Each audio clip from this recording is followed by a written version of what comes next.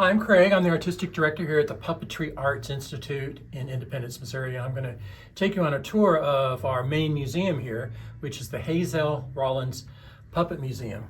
Now, this lady here, you can get a close-up of her.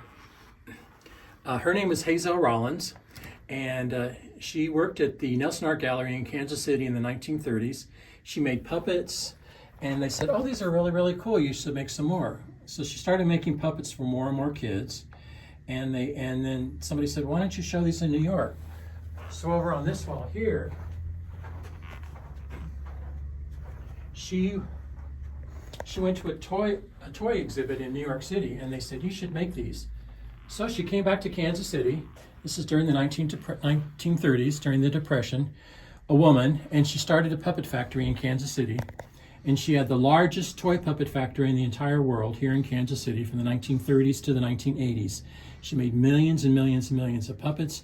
She made marionettes. These are the puppets. These are the ones from the 1930s. The heads were made out of clay, composite clay, and she sold those. And then in the 1940s... Popeye. Yeah, Popeye. Olive oil. Yes. I don't know, that Jack and the Beanstalk and whatever, so... I don't know this guy No, here. they were just characters, but... then she started making the string marionette puppets, plastic heads called tenites, and those are really big in the 1930s. Actually, this is one put together, but as you can see, this is all the stuff was handmade. Some of the stuff on the wall. These are all the objects that went to work to make the puppets. These look like they're Dutch down here. At least a couple of them are. Yes, this one here, we used it in our Missouri Bicentennial show. These were 1950 puppets that she made. They're on its kick line. These kind of represent some of the cultures of Missouri when we celebrated during the Bicentennial. Okay. But if you see here on the wall, these are all the parts. Everything was handmade, hand done. If you can see on the very top, the ladies in the stools here, they sat and they sewed those. This was scandalous during the 1930s. Women were working outside the home. So they made and sewed all these puppets, probably made a couple dollars a day, but that was like pretty cool back then. And that just shows the costumes and the heads for the vinyl puppets, which are over here. And I want to show these boxes here. Look at this here. Yes, this is the boxes that came in when you bought one. Yes, and some of these are collectible. This is the most collectible one.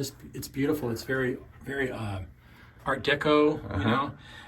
But the advertising during the 1950s and 60s, advertising was just important. So these are some of the boxes. That they're beautiful, beautiful artwork. Yeah, very nice. And these are our marionettes. You can see. Yeah, but over and here, the difference between a marionette and a puppet? A marionette is on strings. And a puppet. It could be a hand puppet or. And I'll show you on the other side here too. Okay. So here's some of the other marionettes she made. This was during the 50s and 60s. You got to remember they didn't have, cable TV and 9,000 channels. So this was pretty good entertainment. Kids would buy a stage and they'd buy the puppets, and in the puppets was a short little play, and they practice the play, and then they perform it for their grandma and grandpas. But people collect these all over the world. Avid collectors. These just show a lot of her different styles and characters. Very simple toy marionettes. These are the rarest. These are the hardest to find and the most expensive because Batman and Robin, they were only made for 1 year in 1966. Remember the Batman and Robin. So she made these and they sold them in the Montgomery Ward catalog. She didn't sell those at the factory. So these are the most collectible. And then over here on this wall, she did hand puppets. And these are all hand puppets that were made. They were made from these vinyl heads in the molds in the factory. And I think over there you saw some pictures of the molds. And they were all, painted and sold. So these are all the examples that she did. Oh, wow, look at this here. And she also was the first toy company in the United States to do multicultural puppets. She was the first to have like African American, Asian. Depending on what year this was made, that's pretty progressive. It was. She was a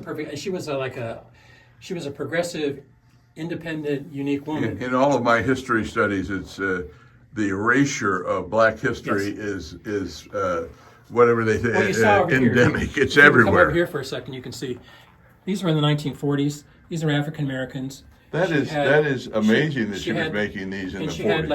She had Latino. I mean, she was a very hip, cool, progressive woman, and so people appreciate that.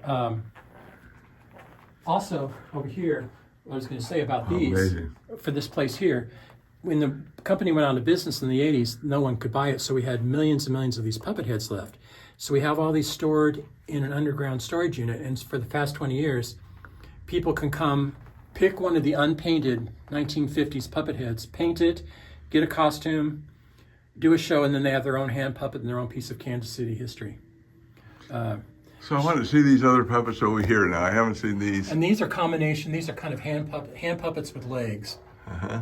Oh, I see. Sure. She was always trying to innovate. She's innovating. There used to be a children's book called Highlights. It was in the dentist's office. There was some called Goofus and Gallant. I don't know if there were these cartoons where there were.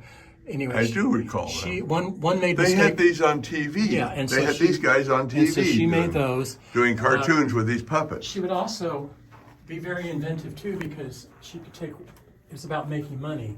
So this was one puppet head that could it could be male or it could be female or it could be African American or whatever, just by how you painted it.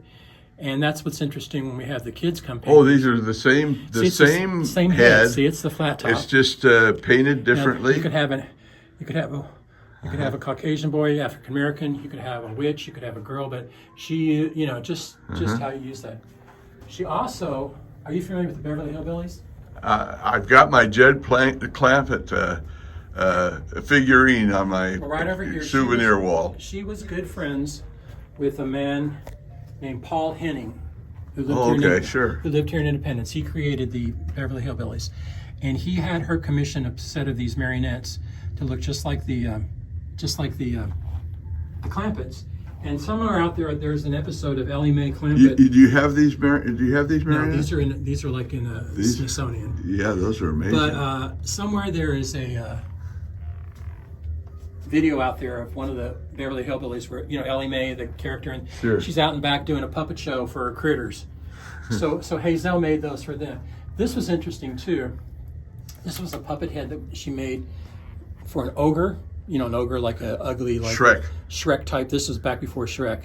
Well, somebody thought that was really cool, and they thought he looks more like Frankenstein. Well, they thought it looked like one of the Beatles, so they started painting them. Oh, there he goes. Started painting them and selling them as the Beatles until the Beatles found out and said, no. That looks like George. But basically, see how it started out as a. Yeah. See the difference, like an ogre, like a creature, Same head. A creature, something like that. So that's what we're about, and that's what we do. I want to show these here and show me about these here at the end. Well, these are a combination. Now, I told you some of the marionettes had plastic, had the hard heads. She was always innovative, so she took some of the hand puppet heads and put them on a marionette body so she could make more marionettes. Because these were originally just hand puppets, and then she put the hand puppet head on a marionette. And this is like, see how, once again, this character here could either have been Pinocchio or it could be like a jester. Clowns were really big. Her biggest selling clown was one named Tito. And here's a little show here. These are little finger puppets. Of course, and sure. We can buy those here too. Little finger puppet stage for all ages. This is the little stage you could have bought on, and you'd have this in your living room and do that. Sure.